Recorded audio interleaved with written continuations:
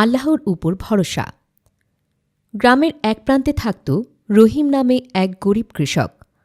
ছোট একটা ঘর, সামান্য জমি, এই ছিল তার সব সম্পদ। কিন্তু তার একটা বড় শক্তি ছিল, আল্লাহর উপর অটল বিশ্বাস। প্রতিদিন ফজরের নামাজ পড়ে সে মাঠে যেত। কাজ করতে করতে সে জিকির করত, আল্লাহ, তুমি আছো, তাই আমি ভয় পাই না। এক বছর তার জমিতে খুব ভালো ফসল হল। সে খুশি হয়ে বলল, এটা আমার না, আল্লাহর দান।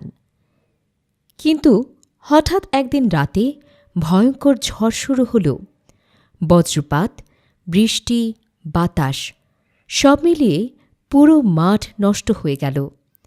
সকালে গিয়ে সে দেখল তার সব ফসল শেষ। পাশের লোকজন বলল, রহিম, এবার তো তুমি শেষ।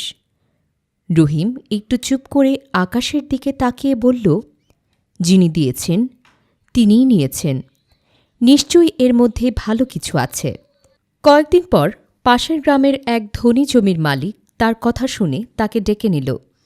সে বলল, আমি তোমার ঈমান দেখে অবাক, তুমি আমার জমি দেখাশোনা করবে?